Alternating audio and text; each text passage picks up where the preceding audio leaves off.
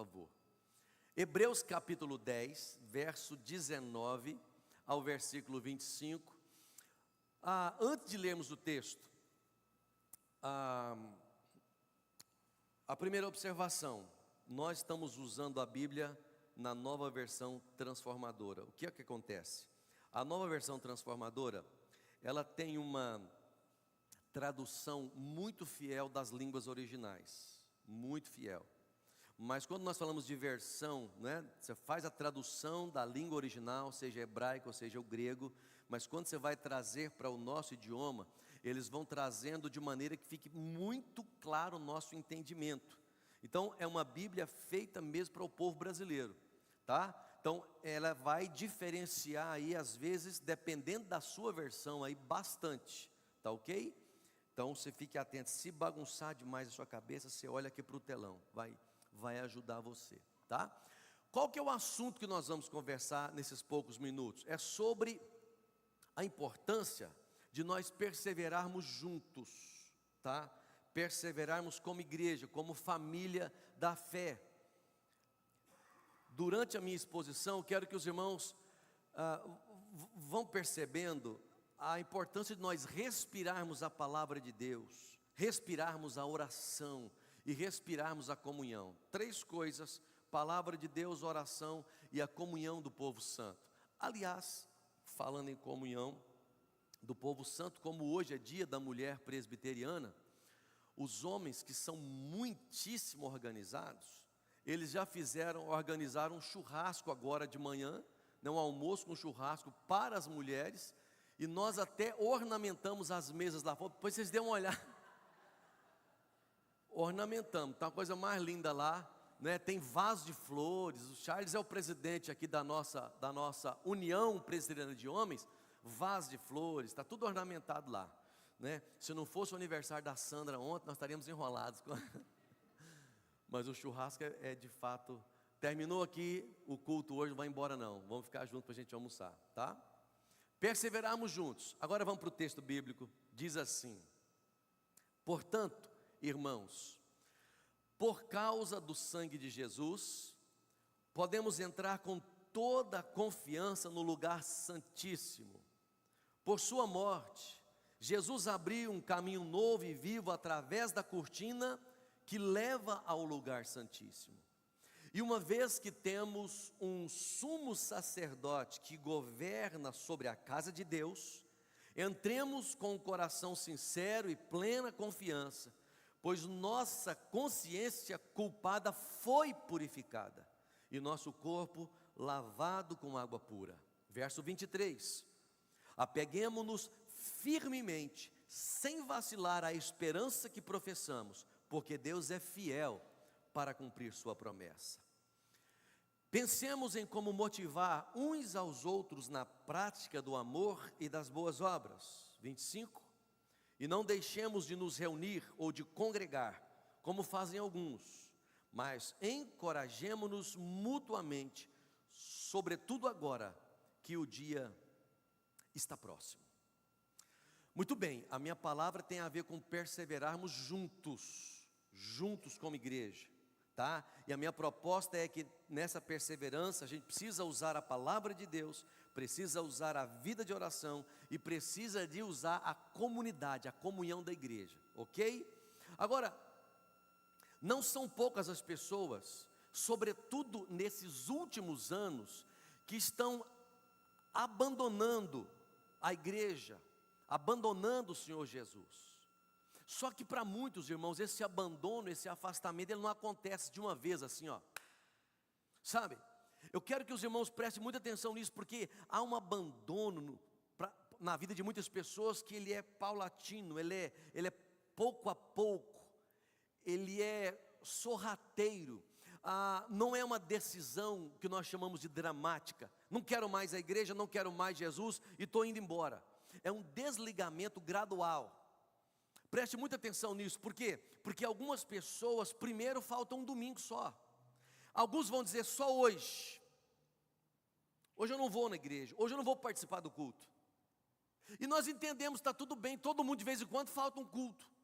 Todo mundo não, Tem gente que não falta de jeito nenhum, mas tem gente aqui na igreja que se faltar um domingo eu tenho que ligar dizendo que aconteceu. Né? Tem outros que se faltar eu vou demorar uns 30 dias ou mais. Por quê? Porque falta muito. Aí você não capa, mas tem gente que não pode faltar, que você está de olho nele. Mas há gente que faz isso. Alguns que dizem, eu vou faltar só hoje, o que ele faz? Ele vai perdendo o ritmo pela palavra de Deus. Gente que estava lendo, estudando, porque falta, ele começa a perder o ritmo pela palavra. Depois disso, gradualmente ele vai deixando a vida de oração virar uma raridade. Aquele que orava todo dia, orava com fervor, agora está orando de vez em quando. Agora já nem está sentindo mais a falta da oração. Quando se pensa na comunhão, isso que nós estamos falando, nós vamos fazer aqui agora, nós divulgamos nos grupos e falamos, algumas pessoas vão dizer assim, quando der, eu vou. Porque eu quero fazer isso, tem que fazer aquilo, hoje não vai dar, quando der eu vou. Mas quando ele está animado, quando o fogo está pegado nele mesmo, ele vai dizer, nossa, eu tenho que dar um jeito, aí ele abre mão daquilo outro. Por quê? Porque a comunhão da igreja é muito importante. Mas há um desligamento gradual na vida de algumas pessoas. Pouco a pouco ela vai vivendo essa questão. Quando isso vai acontecendo, a pessoa, ela vai se tornando espiritualmente fraca, às vezes emocionalmente irritada, e com isso moralmente vulnerável, certo?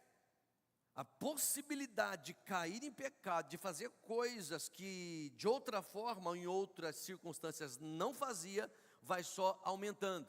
E aí, chega uma adversidade maior, chega um momento de tribulação, de provação, o que acontece? Essa pessoa não tem reserva para poder enfrentar esse momento. Aí chega uma adversidade, chega um problema, e aí o negócio desaba de vez. O problema desaba de vez. E o mais perigoso, queridos irmãos, é que isso acontece, obviamente, com crentes. Isso acontece com gente que está dentro da igreja.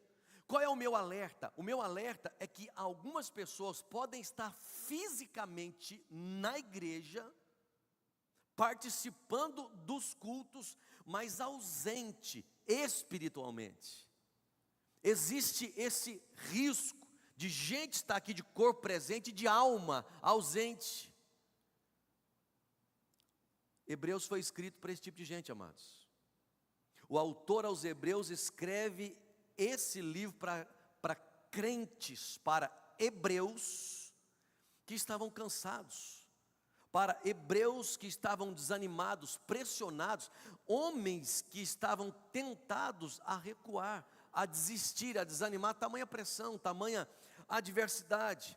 Só que o autor aos Hebreus, ele não vai oferecer aqui uma motivação barata, sabe? Ele não vai facilitar a vida dos cristãos. Ele oferece uma âncora firme, que ele traz no texto que lemos, o Senhor Jesus Cristo. Ele chama o Senhor Jesus nesse texto de o sumo sacerdote.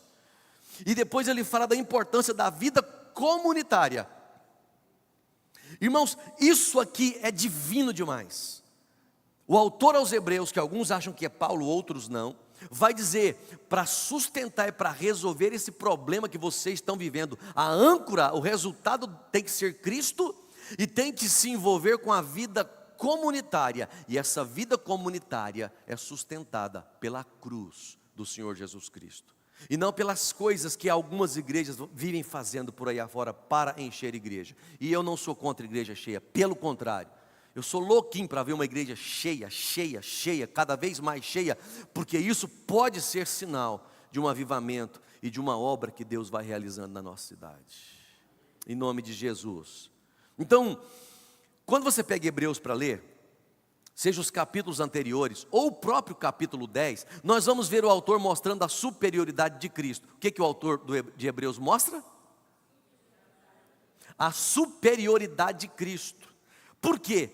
Porque o autor vai mostrando que lá no Antigo Testamento, é interessante você ler Hebreus, por exemplo, com o livro de Levítico, os dois juntos, porque eles estão na mesma vertente, no mesmo viés.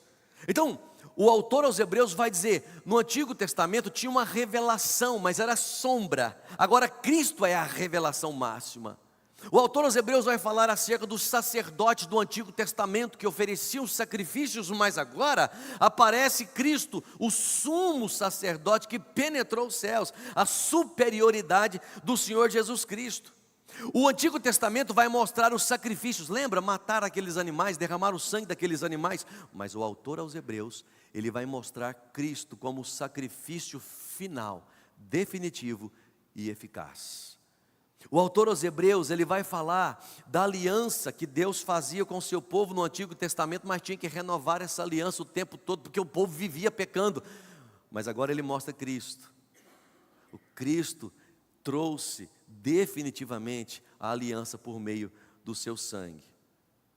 Por isso que nós entramos no versículo 19 aqui de Hebreus 10, e nós vamos perceber o autor dizendo assim, portanto, o verso 19, portanto, por causa do sangue de Jesus, podemos entrar. Portanto, ele está falando, olha, depois de mostrar toda aquela realidade do Antigo Testamento e da importância do Senhor Jesus Cristo, agora eu quero que vocês entendam que por causa do sangue de Jesus, nós podemos entrar. Qual é a lógica, queridos irmãos? A lógica é, nós podemos entrar com toda a confiança, porque essa confiança nasce do que Cristo fez. Crente tem que ter confiança para entrar na presença de Deus. Crente tem que ter confiança para chegar diante do trono da graça de Deus por causa do quê? Do que Cristo fez, por causa da obra de Cristo. Algumas lições, rapidamente, porque o tempo aqui, ele é curto, né? Vocês conhecem o diácono Jalton? Muito bem, esse homem aqui faz tudo nessa igreja, louvado seja Deus. Obrigado, seu Jalton. Vocês aceitam água? Sim. Pede para o seu Jalto depois, então. Primeira lição que o Espírito Santo traz ao nosso coração nessa manhã, e eu queria que você recebesse como palavra de Deus. Aproxime-se de Deus com confiança. Fale comigo. Aproxime-se de Deus com confiança. Com confiança. É uma das palavras de Deus para o nosso coração nessa manhã. Veja comigo versos 19 a 22, novamente.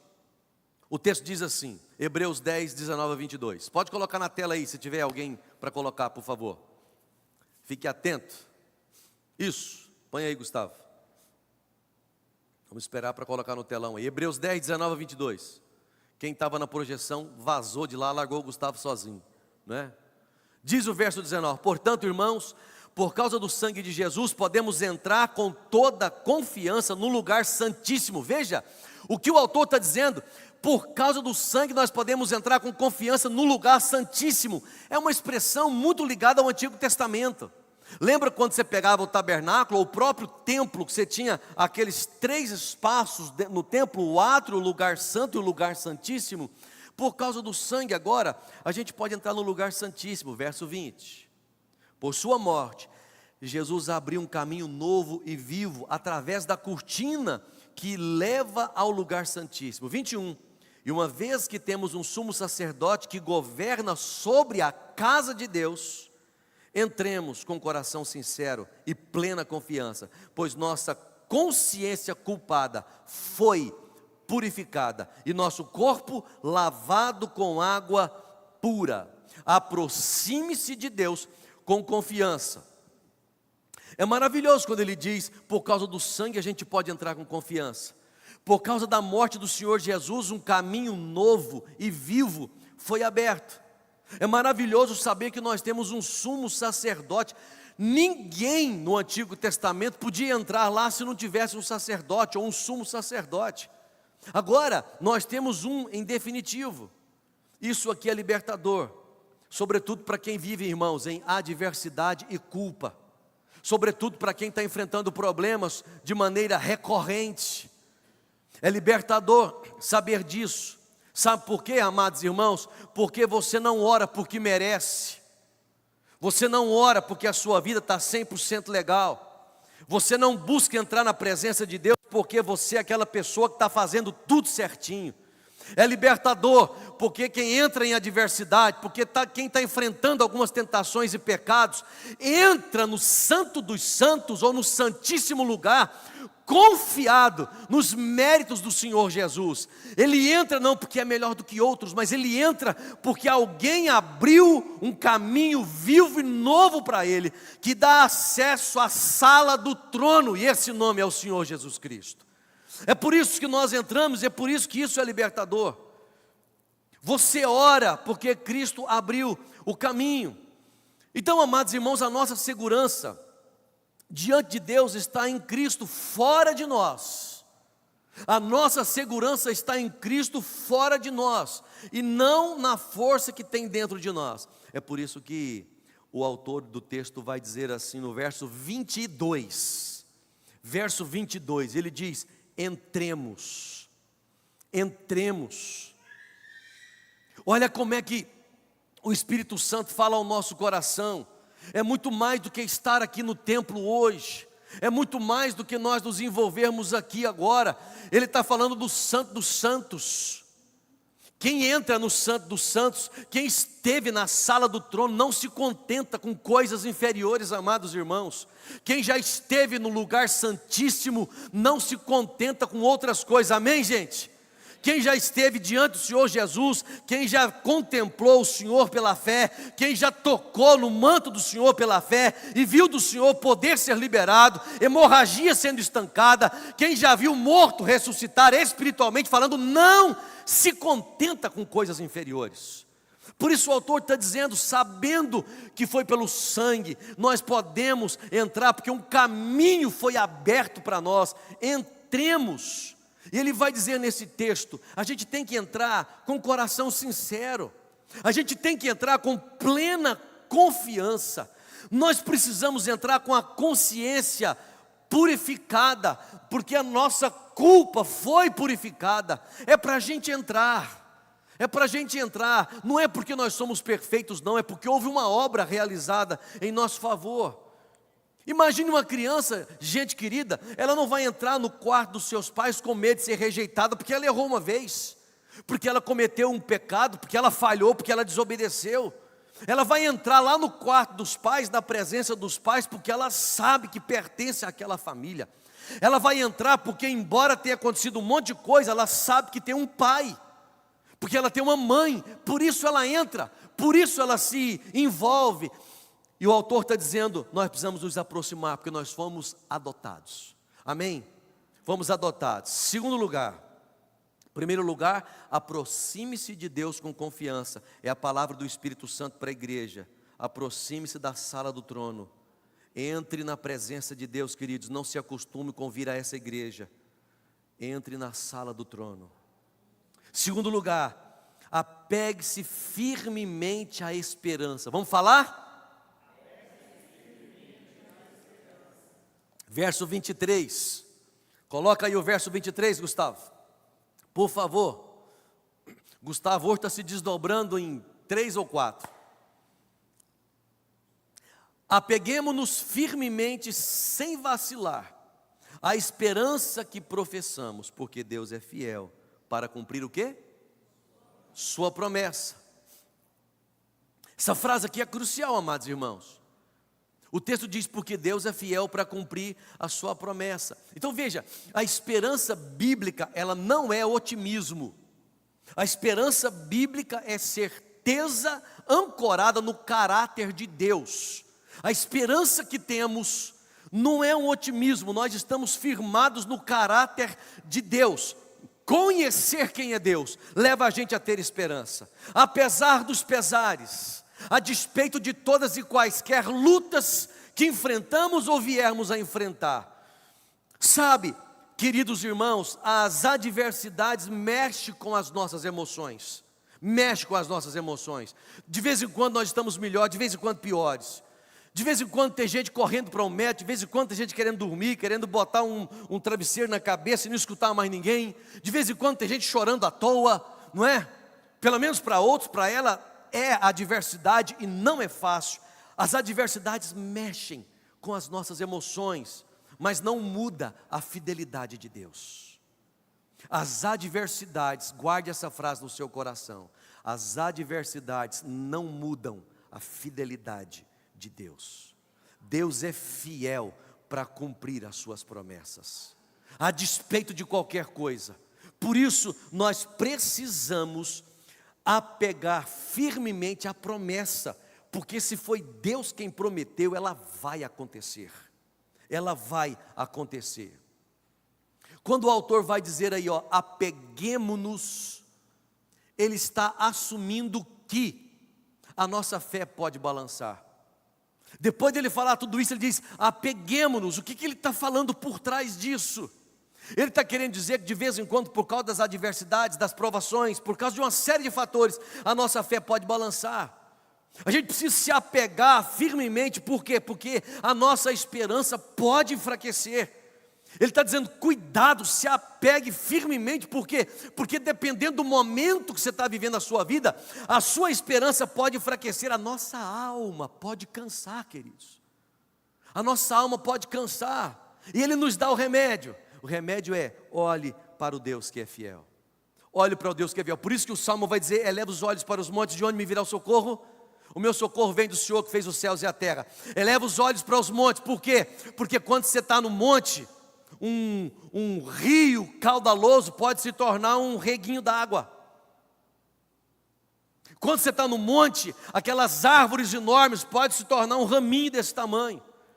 Quando você está no monte, as adversidades diminuem. É diferente quando você está no vale. É diferente quando você está nas provações. Na provação, um ribeiro desse se torna um tsunami.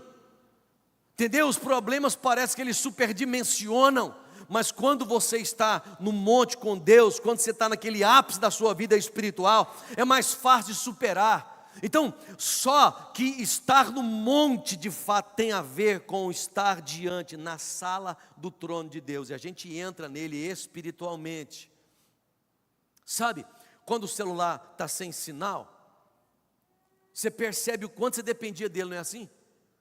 Quando o seu celular está sem sinal, quando ele acaba a bateria, tem gente que fica doida, desesperada, caçando um carregador rápido. Por quê? Porque percebeu que não pode ficar sem, depende dele, entra em crise, fica preocupado. Então preste atenção, as adversidades é o sem sinal emocional. As adversidades é esse sem sinal emocional. O que a adversidade faz? Presta atenção no pastor. A adversidade revela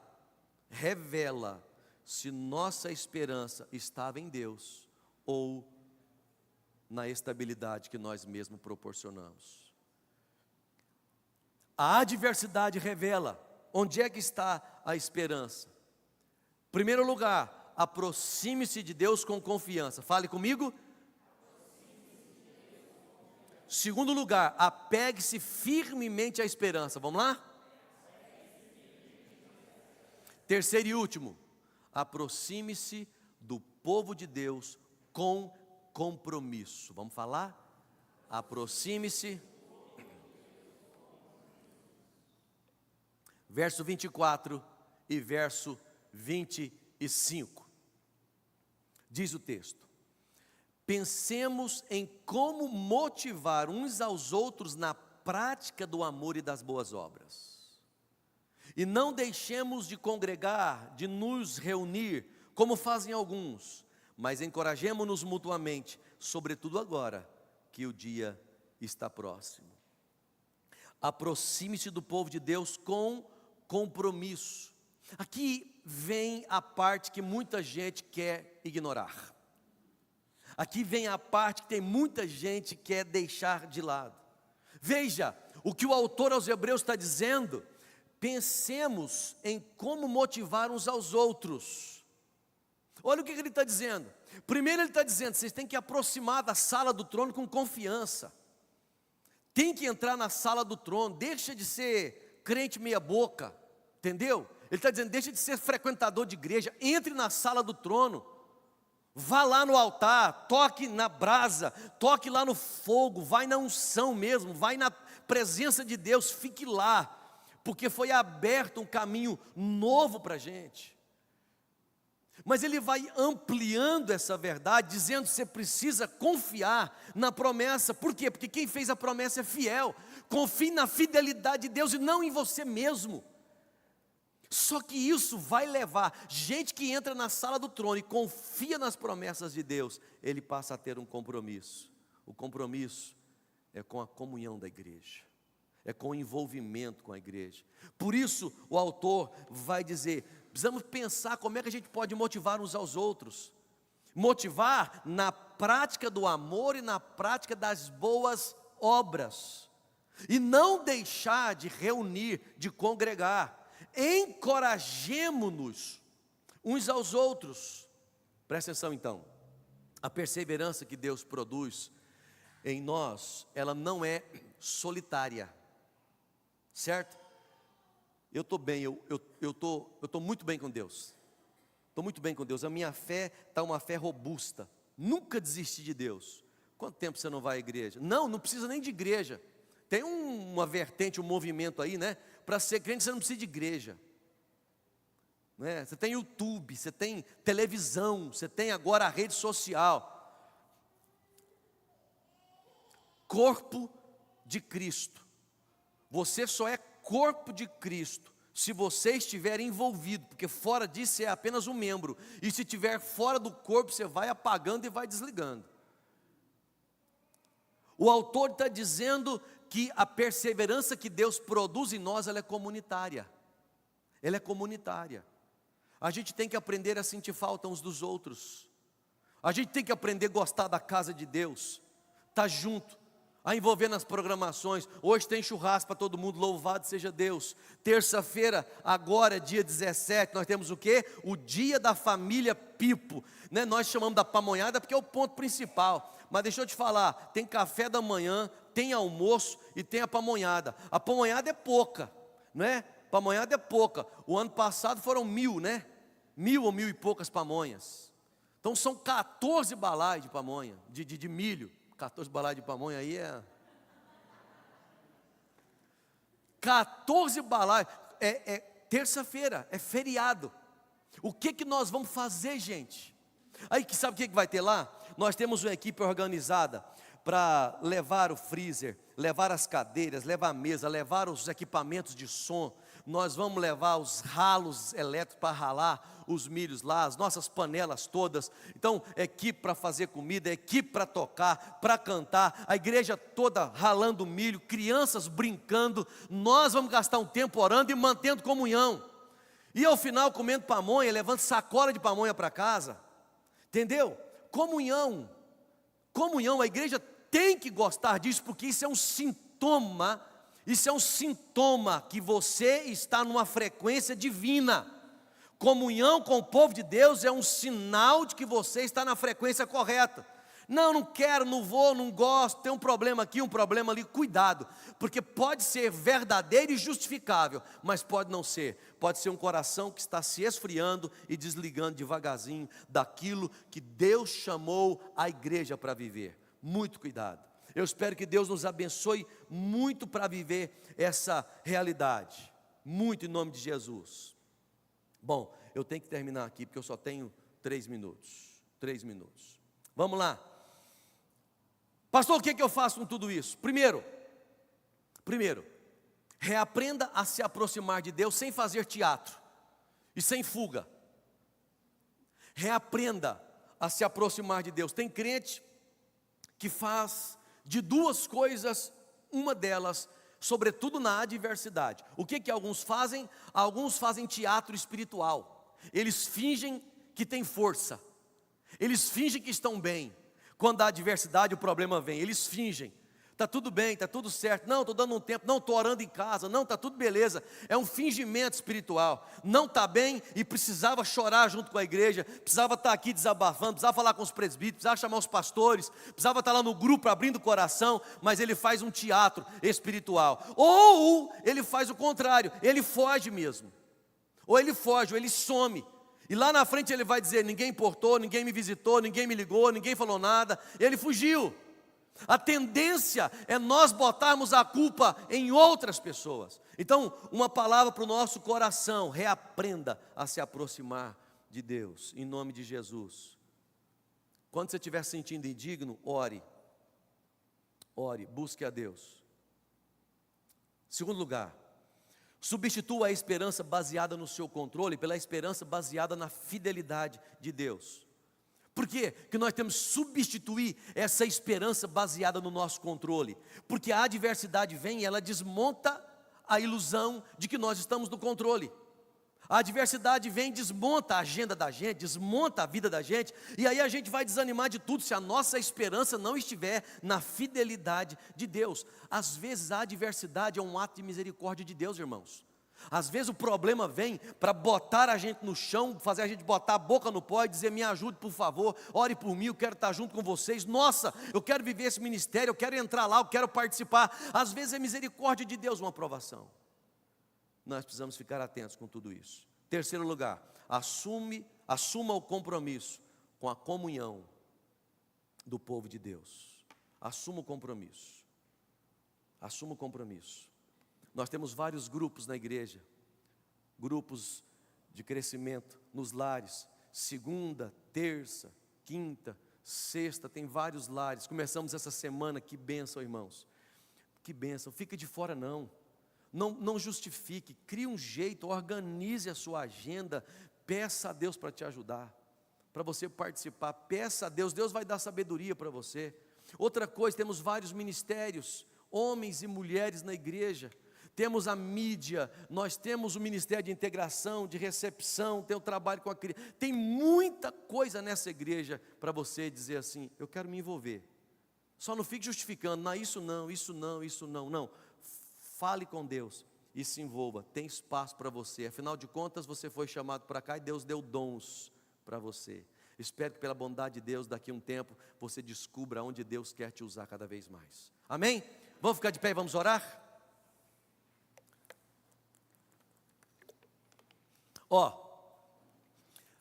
Logo após a oração, os homens vão sair com o nosso irmão diácono Charles. Levanta a mão, Charles. Charles está aqui. Vocês vão para a primeira sala aqui, depois da secretaria. As mulheres ficam aqui no templo com a nossa irmã Ana Cristina. Os adolescentes vão sair com a irmã Márcia, tá? Os adolescentes vão sair com a irmã Márcia. Tem uma lição para elas, ok? Essa turma aí hoje. Tá, logo depois da oração. Muito bem, então nós vamos orar. O Charles vai dar uma palavra aqui para as mulheres, meia hora no máximo. Oremos, queridos. Obrigado, Deus, por esse momento tão precioso, já com as nossas crianças, e a palavra do Senhor, que nos estimula a aproximar do trono da graça do Senhor, que nos estimula a confiar nas promessas do Senhor, e que nos estimula a uma vida de comunhão com o povo do Senhor. Nos ajude a viver dessa forma, sobretudo em momentos de adversidade. Oramos por toda a igreja do Senhor nessa manhã, em nome de Jesus. Amém e amém. Então sente um pouquinho, irmãos, deixa eu